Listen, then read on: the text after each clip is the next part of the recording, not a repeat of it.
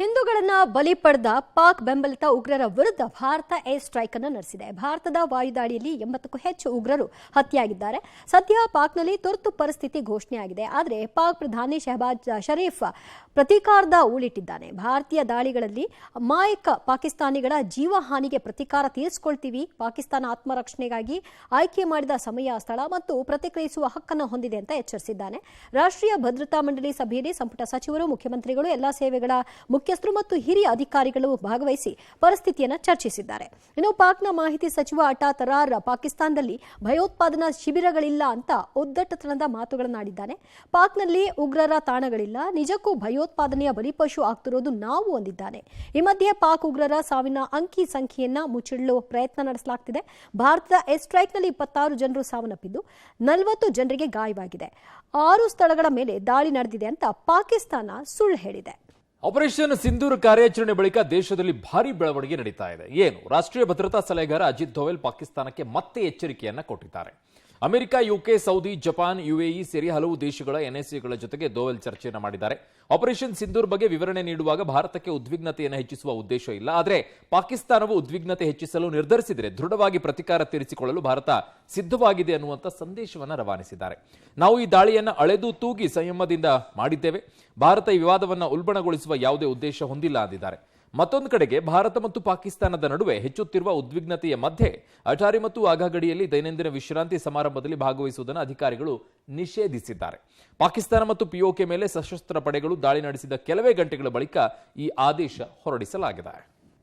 Air strike ನಡೆಸಿದ ನಂತರದಲ್ಲಿ ನಡೆದಂತಹ ಕ್ಯಾಬಿನೆಟ್ ಸಭೆಯಲ್ಲಿ ರಕ್ಷಣಾ ಸಚಿವ ರಾಜನಾಥ್ ಸಿಂಗ್ ವಿವರಣೆಯನ್ನ ಕೊಟ್ಟರು.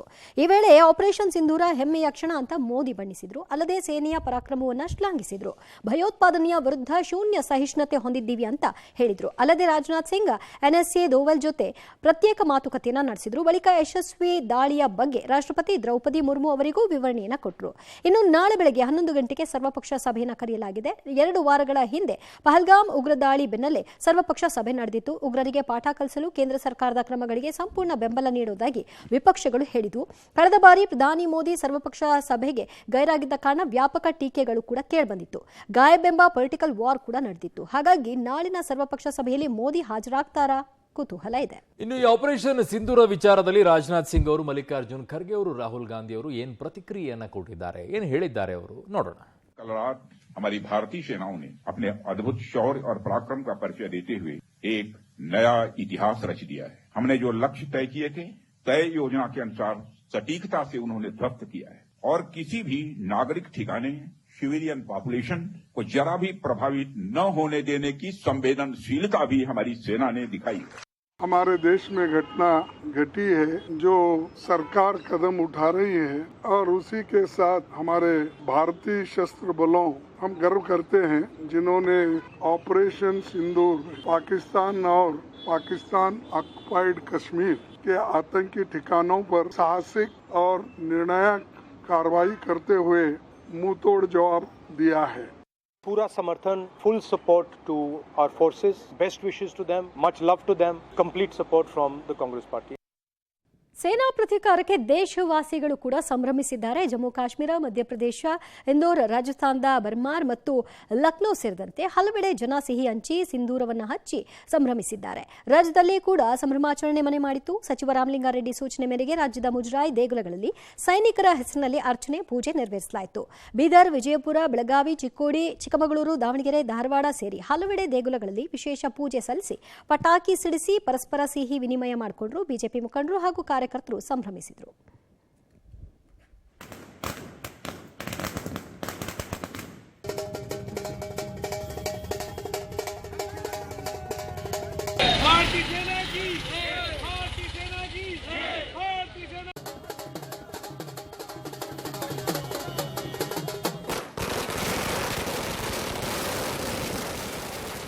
ಅಮಾಯಕರಿಗೆಲ್ಲ ತೊಂದರೆ ಆಗಲಿ ಅಂತ ನಾವು ಹೇಳೋದಿಲ್ಲ. ಅವರು ನಮ್ಮ ಹಾಗೆ ಚೆನ್ನಾಗಿರಬೇಕು, ಕುಟುಂಬ ನಿರ್ವಹಣೆ ಮಾಡಿಕೊಂಡು ಪುಂಡಾಟಿಕೆ ಮಾಡೋರನ್ನ ಮತ್ತೆ ನಮಗೆ ಸುಮ್ಮನೆ ತೊಂದರೆ ಕೊಡೋರನ್ನ ಬಿಡಬಾರ್ದು. ಅವ್ರನ್ನ ಅಲ್ಲಲ್ಲೇ ಮಟ್ಟ ಹಾಕಿ ಆರಾಮಾಗಿ ನಮ್ಮ ದೇಶ ಸುಭಿಕ್ಷವಾಗಿರೋ ಹಾಗೆ ನೋಡ್ಕೋಬೇಕು. ಇನ್ನು ರಾಜ್ಯದ ನಾಯಕರು ಕೂಡ ಇವತ್ತು ಮಾತನಾಡಿದ್ರು. ರಾಜ್ಯದ ಮುಖ್ಯಮಂತ್ರಿಗಳಂತೆ ಇವತ್ತು ಹಣೆಗೆ ಒಂದು ಕುಂಕುಮ ಇಟ್ಕೊಂಡೆ ಬಂದ್ಬಿಟ್ಟಿದ್ರು. ಭಾಳ ಸಿಂಧೂರ, ಆಪರೇಷನ್ ಸಿಂಧೂರ ಅಂದರೆ ಇವರೇ ಒಂದು ಹಣೆ ಕುಂಕುಮ ಇಟ್ಕೊಂಡು ಬಂದ್ಬಿಟ್ಟಿದ್ರು. ಸೊ ಸಿದ್ದರಾಮಯ್ಯನವರು ಮಾತನಾಡಿದರು, ವಿರೋಧ ಪಕ್ಷ ನಾಯಕ ಅಶೋಕ್ ಅವರು ಮಾತನಾಡಿದರು, ವಿಜೇಂದ್ರ ಅವರು ಮಾತನಾಡಿದರು, ಸಿ ಟಿ ರವಿ ಅವರು ಕೂಡ ಮಾತನಾಡಿದ್ದಾರೆ. ಏನು ಮಾತನಾಡಿದ್ದಾರೆ ನೋಡಿ.